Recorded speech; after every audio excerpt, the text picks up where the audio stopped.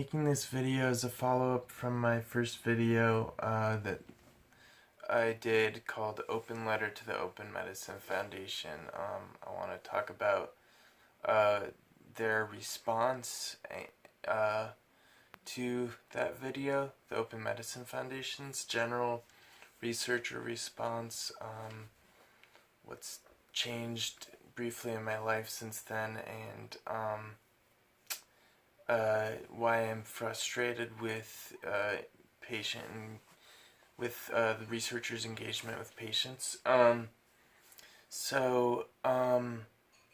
I made that video about how mold avoidance and environmental changes had helped me and been a major clue in my illness, but that without massive researcher investment and stuff, to the point that this becomes a standardized treatment and we can understand all the downstream effects from the environmental toxins. Without that, this will be impossible for almost everyone to do, expensive, difficult, especially difficult for severe patients. And so, actually recently I've gone downhill a lot, partially for environmental reasons of this housing and being too sick to camp a lot, but what preceded that was getting probable COVID and getting really nasty, sort of long-lasting symptoms from that in March.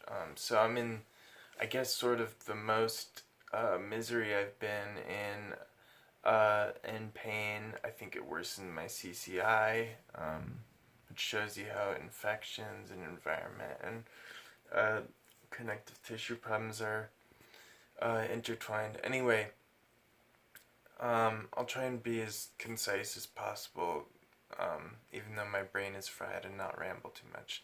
So, I managed to get this video in front of the eyes of some people at the Open Medicine Foundation, at least, and I got responses from Linda Tannenbaum, the patient engagement person, Janet Defoe, and Robert Phair. I don't know if the video ever made it to Ron Davis or what his response would be, but so I think, to summarize, and they can tell me if they think this is unfair, the gist of their response was, thank you for the video, we're interested in looking into environmental causes, but we currently don't have the funding, or blah blah blah, here's why we can't really do it.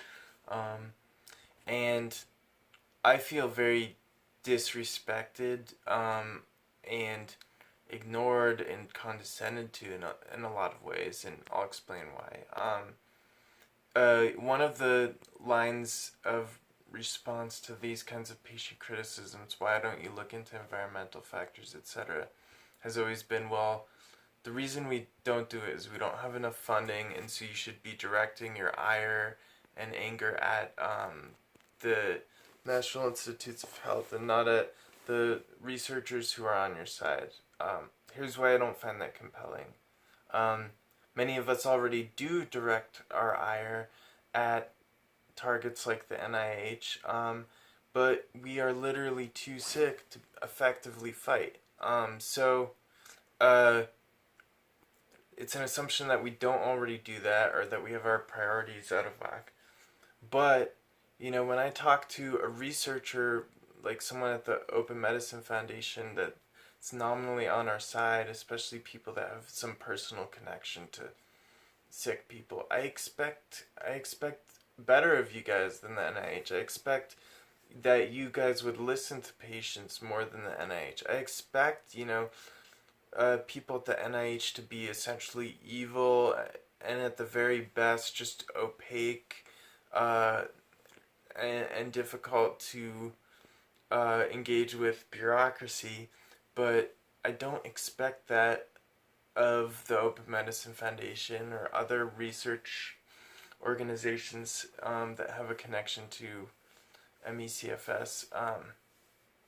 And then the other thing is, why is it my responsibility to make the NIH fund your research? I mean, I'm bedridden, I can't, and I swear to God I would put my body on the line and, you know, do civil disobedience if I was well enough, but I am not well enough. And, there's nothing stopping anyone at the NIH. There's nothing stopping Ron Davis or Janet Defoe, at least before the pandemic. Now that's a very reasonable thing, especially for caregivers or older people, to avoid public interactions. But at least in the past, you know, 5 years or so, there's nothing stopping you guys from going and doing a very aggressive protest or doing whatever it takes to get in front of a congressperson and testify to how bad this disease is. You can be predominantly a scientific organization and also be involved in activism. You have more sway over the NIH than I do as a patient. So when you tell me that you can't research something that might be vital to saving my life because you're not getting funded by the NIH, I mean, why don't you do the work on getting funded by the NIH? And yeah, and then the last thing is, even though I know you guys are super underfunded, uh, you know, you are not allocating the funding in an equitable way if you think that environmental aspects of this disease are a plausible hypothesis. You're putting almost nothing into that. And historically, that's also been true. There have been almost no studies on environmental factors in ME/CFS, and there have been tons of ones on so many niche aspects of the disease, everything from viruses to metabolomics, but almost nothing, almost absolute zero in terms of environmental research. So you don't have enough funding, I get it, but you could do the work on getting that funding better than I can, better than any other patient that's asking this of you. And B, the funding you do have, you're not allocating in an equitable manner.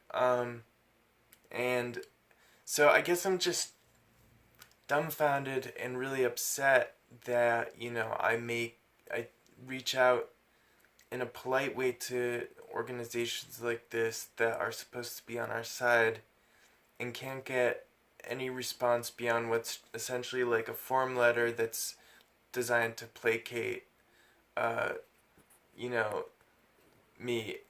If you guys, the Open Medicine Foundation, Ron, Janet, or any researcher watching this really wants to help, then we can have a conversation about what we can all do to try and make the research happen, like what activism we would like allies to do. But, if you're just trying to tell patients that they shouldn't complain because you guys are, doing research on ME/CFS or on the same side. I mean, I'm sorry, but my life is the absolute worst outcome possible in the universe, essentially. ME/CFS is the worst disease, in my opinion, of almost any disease. And I'm miserable. I'm really serious about being near, choosing euthanasia or voluntary assisted dying in Switzerland because I have, gotten to this point of such sheer misery. And so I'm not going to be polite or just be obsessed with kissing up to the people that are doing some work on this. I think that I expect better of allies than just to say, we're already working on this, so kind of just,